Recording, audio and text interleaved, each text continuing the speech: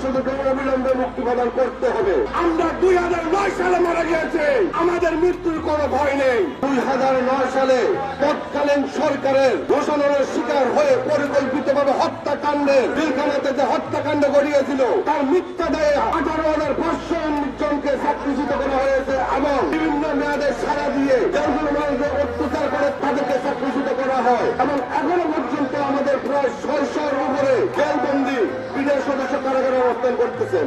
আপনারা জানেন 2009 সালে তৎকালীন পিলখানা এটা কোন হত্যাকাণ্ড। প্রত্যেকে আপনারা নাম জেনেছেন। আমরা আজকে 3 দফায় আমরা আজকে এখানে সমাবেশ করতেছি এবং আন্দোলন করতেছি। সর্বপ্রথম পিলখানা সহ সারা দেশের বিভিন্ন ইউনিট সমূহের বিশেষ আদালত ও মহাপরিচালক ও অধিনায়কের সামরিক কোর্টের মাধ্যমে এবং ডিজি মহোদয়ের সামরিকের মাধ্যমে যাদের কাছে ক্ষতিগ্রস্ত করা হয়েছে এর সাথে 76 বেশ সহ সকল বিডিআর সদস্যদেরকে চাকরিতে পুনর্বহাল করতে হবে এবং রাষ্ট্রীয় সকল সুযোগ সুবিধা নিশ্চিত করতে হবে। 2 নম্বরে পিলখানা হত্যাকাণ্ডে গঠিত সত্যযুক্ত তদন্ত কমিশনকে পূর্ণাঙ্গ স্বাধীন তদন্ত কমিশনে রূপান্তরিতের লক্ষ্যে সার্বিক ও পূর্ণ কার্যকারিতা বাধাগ্রস্ত করেছে এমন সকল বিধিনিষেধ বিশেষ করে এই প্রজ্ঞাপনে উল্লেখিত ব্যতীত এবং ব্যতীত শব্দ এবং কার্যপরিধি 2-এর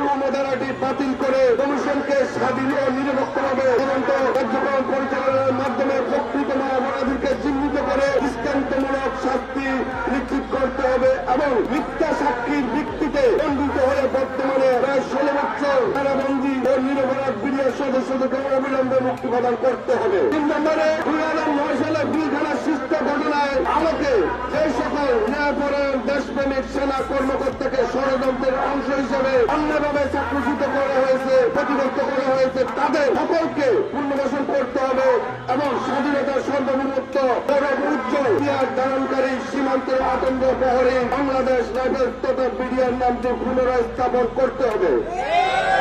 এই 3টি দাবিতে আমরা অবস্থান করতেছি যতক্ষণ পর্যন্ত আমাদের অধিকার আদায় হবে না এবং যতক্ষণ পর্যন্ত আমাদের দাবি মানিয়ে নেওয়া হবে না আমরা আমাদের রাজপথ ছাড়ব না। আমরা 2009 সালে মারা গিয়েছে, আমাদের মৃত্যুর কোনো ভয় নেই। সকলের প্রয়োজনে মৃত্যুবরণ করবো, তবুও নিজেদের অধিকার আমরা আদায় করে ছাড়ব ইনশাআল্লাহ। সাধারণ উপদেষ্টা মহোদয়, সমস্ত উপদেষ্টা মহোদয়, আইন উপদেষ্টা মহোদয়, আপনারা যখন দেশ পরিচালনায় এসেছেন আমরা 2009 সালের ক্ষতিগ্রস্ত বিডিআর সদস্যরা স্বপ্ন দেখা শুরু করেছিলাম, ন্যায় বিচার পাবো এ আশা বুক পেতেছিলাম। কিন্তু দুঃখের বিষয় 9 আগস্ট থেকে আমরা আন্দোলন করে এসেছি, কিন্তু আপনাদের কাছ থেকে আমরা ইতিবাচক কোনো সাড়া পাইনি। আপনারা 18,519 জন মুসলিম বিডিআরের দিকে তাকান, তাদের পরিবারের দিকে তাকান, তাদেরকে মানবতার জীবন যাপন থেকে রক্ষা করুন।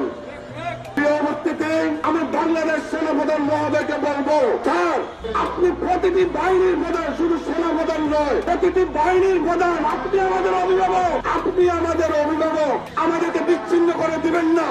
আপনাদের কাছে আমরা অনুরোধ করতেছি আপনি আমাদের অভিভাবক হয়ে আমাদের দিকে এগিয়ে আসুন। স্যার আপনার একটু সুদৃষ্টিতে 18,519 জন বিডিআর সদস্য মানবতার জীবন যাপন থেকে রক্ষা পাবে। প্রিয় সেনাপ্রধান মহোদয় স্যার, আমরা আপনাদেরই সৈনিক ছিলাম, আপনাদের কাছ থেকে আমরা একটা জিনিস শিখেছি, আপনাদের কাছ থেকে আমরা শিক্ষা গ্রহণ করেছি। আজ কেন আমাদেরকে এইভাবে লাঞ্ছিত করে 18,519 জন বিডিআর সদস্যকে রাস্তায় নেমে দিয়েছেন এবং কেন নিরপরাধ জেলবন্দীদেরকে কারাগারে বন্দী করে রেখেছেন? আপনি স্যার এই বিষয়টি সুদৃষ্টি দিবেন এবং আপনার কাছে আমরা মজলুমরা 2 হাত ধরে অনুরোধ করতেছি স্যার, আপনি আমাদের অভিভাবক।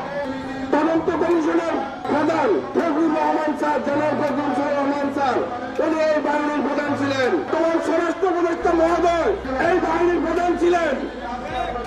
কিন্তু দুঃখের বিষয় 2টি গুরুত্বপূর্ণ জায়গাতে আমাদের বাহিনীর প্রধানদের কাছ থাকা সত্ত্বেও আমরা কোন প্রকার সহযোগিতা পাচ্ছি না। আমি ফজলুর রহমান স্যারের কাছে বলেছিলাম, স্যার আপনি আমাদেরকে রক্ষা করুন। উনি বলেছেন, দেখো স্বাধীন তদন্ত কমিশনকে যে ভোগ্যমন্ত্রী দেওয়া হয়েছে ব্যতীত এবং 2-এর অনুমোদনা এটা দিয়ে আমার হাত পা বেঁধে দিয়েছে।